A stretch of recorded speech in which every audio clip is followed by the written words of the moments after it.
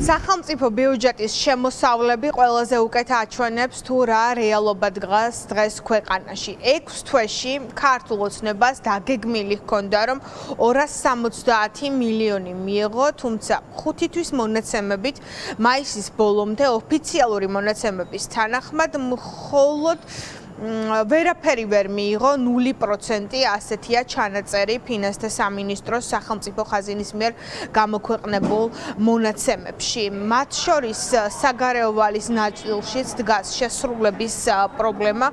თუ შევხედავთ მონაცემებს, 6 თვეში დაგეგმილი ჰქონდათ 800 მილიონამდე უცხოური ვალის აღება, მაგრამ ჩაირიცხა 258 მილიონი, რაც გეგმის მხოლოდ 32%-ია. ერთადერთი, რაც თითქმის შესრულებულია, ეს არის საშინაო ვალის ნაწილი, თუმცა ძალიან კარგად ჩანს მონაცემებით, რომ საგარეო ვალის აღება ქართულ ოცნებას უჭირს და ყველაზე მნიშვნელოვანი არის აქ სწორედ ბიუჯეტის მხარდამჭერი კრედიტები, სადაც 0%-იანი შესრულება გვაქვს, ანუ 270 მილიონის ნაცვლად 0 ლარი. ასეთია დღესდღეობით მოცემულობა და უცნობია ივნისში მაინც შეიცვლება თუ არა რამე, მხოლოდ ეს ერთი თვე დარჩა იმისთვის, რომ დაეწიონ როგორმე მონაცემებს. თუმცა ეკონომისტები ამბობენ, რომ ეს ფაქტობრივად შეუსრულებელი მისია იმ ფონზე, როდესაც ქართულმა ოცნებამ ქვეყანა მოაქცია საერთაშორისო იზოლაციაში, უკვე შედეგებსაც იმკის ეკონომიკური მიმართულებით და დასავლურ სახელმწიფოებს აღარ აქვთ სურვილი დააფინანსონ ქართული ოცნების მთავრობა, ამიტომ იქამდე სანამ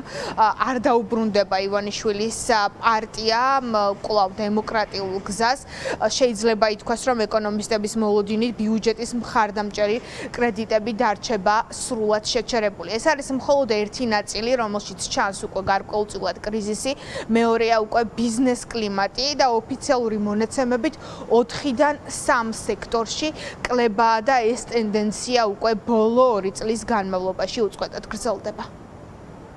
სავარაუდოდ ეგ სწორედ პოლიტიკურ მდგომარეობასთან არის დაკავშირებული ბიუჯეტის ბიუჯეტის მხარდაჭერი თანხების არ ჩამორიცხვა, რომ თუნდაც ამ თანხაში არის 150 მილიონი ლარის გერმანიის მთავრობის დაფინანსება, ასევე ამ თანხაში არის 150 მილიონი ლარის საფრანგეთის მთავრობის დაფინანსება, სავარაუდოდ ეს შეჩერებულია. 0 ლარია მიღებული, უკვე ნიშნავს, რომ ეს უბრალოდ არ არის ჩამორჩენა ან რაღაცა ტექნიკური პრობლემა, ეს არის როგორც ჩანს გადაწყვეტილება, რომ ეს თანხა არ ჩამორიცხულიყო. ამ თანხას კიდევ უფრო ფასი დაედება, თქვა შემოდგომიდან, როცა უფრო დაჭირდება ქვეყანას უცხოური ვალუტის ნაკადები, რომ თქვა ლარის კურსის სიმყარე შეინარჩუნოს. დროთა განმავლობაში სულ უფრო მეტად გაუჭირდება საქართველოს მთავრობას საგარეო ვალის აღება.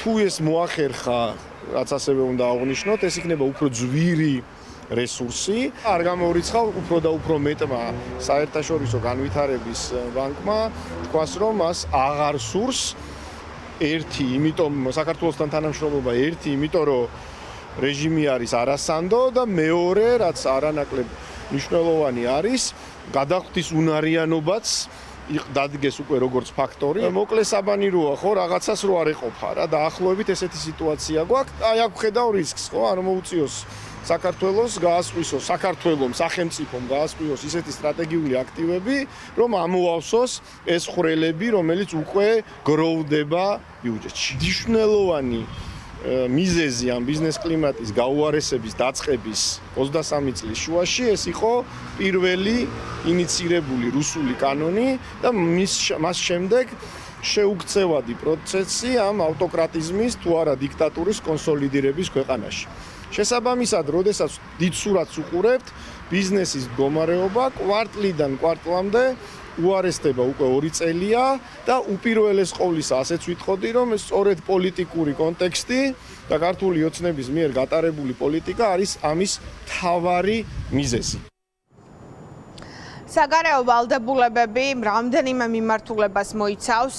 საინვესტიციო კრედიტების ნაწილში 6 თვის გეგმა შესრულებულია 49%-ით მაისის მონაცემებით. ეს ნიშნავს, რომ მაგალითად იმ ინფრასტრუქტურულ პროექტებს, რომელსაც აფინანსებდა დასავლური სამყარო, ამ ეტაპზე არაჩერებს, თუმცა ბიუჯეტის მხარდამჭერი კრედიტები როგორც ჩანს სრულად გაჩერდა. ეკონომისტები აფრთხილებენ კვლავ ქართულ ქართულ ოცნებას, რომ ძალიან რთული იქნება ეკონომიკური კრიზისიდან გამოსვლა, რომელშიც ნელ-ნელა ქვეყანა ყველა სექტორის განხრით შედის.